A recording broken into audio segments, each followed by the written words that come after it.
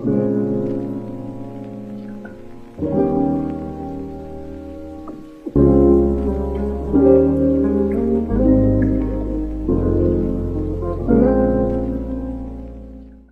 it really comes down to the resources available, how much money you have for that. Okay, because you can do that with a little bit of money, or you can do it with a lot of money, and it depends how much growth you're going to get.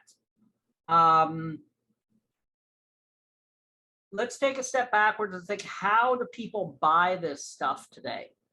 Okay, and the biggest places that people buy skincare products in the US and the UK are going to be the two biggest pharmacy chains in the United States, right? That's CVS and Walgreens. And then the biggest pharmacy chain in the UK, which is Boots, right? And that is a huge amount of the market, right? It's not the highest end market, but it's a large market, because everybody in the UK, everybody in the United States buys their cosmetics and that kind of thing from these type of companies, right? Now, the problem with that is then, how do you get on the shelf, and how do you get, if there are 20 or 30 or 100 creams on the shelf of a CVS, how do you get it so people will buy your product? Okay, so then you can look at alternatives, because you can say, okay, if I'm going to get on the shelf in CVS, but nobody knows about me, I'm probably not going to sell my product very much, right?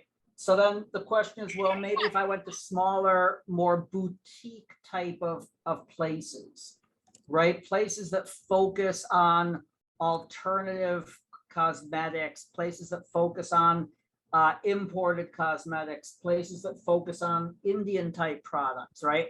And then the question is, then you're going from a very, very large market share to a very small market share, but your focus is going from virtually no focus to having a lot of focus. And that's where you have to find that balance. Which path do we want to go down, or do we want to try going down both of them? And then, can I find people who can then get my product into CVS or into Walgreens or into Boots? Okay. And here's the bottom line with this is, you sitting in India are probably not going to be able to get your product into a CVS or into a Walgreens, right? What you need is somebody in America who can work with you.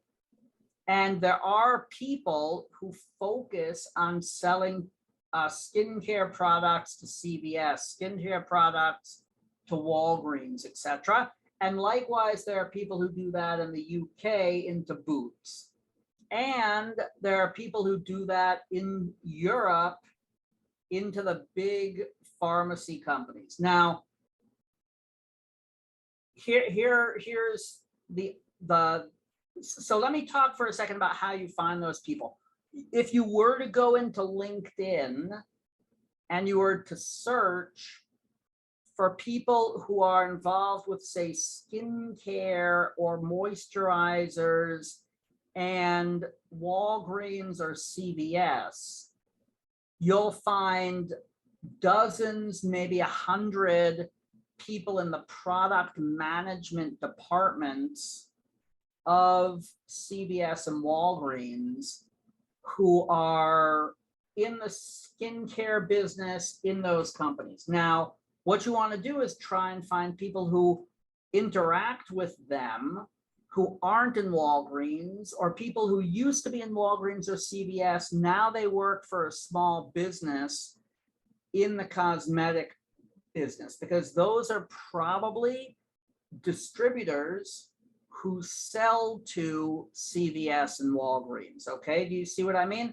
Somebody who might have worked at Walgreens and then left, now he sells to Walgreens, right? Those are the type of people you want to be selling your product. So if it's a little bit of work looking through LinkedIn to find these type of people, Now, if you start in Europe, okay, if you start for, say, selling to boots, and you do the same thing, you try and find people who distribute and sell products to boots.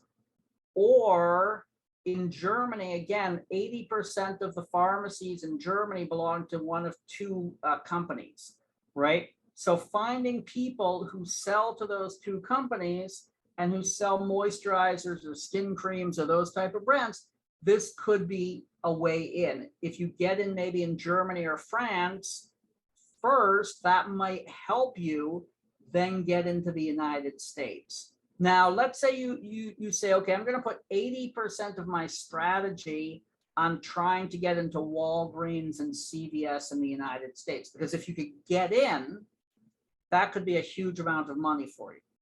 But then in parallel, you could say, okay, now what I want to try and do is find somebody who can get me into all the little boutiques, the spas, the various niche type of places where people sell moisturizers in the United States, especially if they have some type of a connection to Asia or India.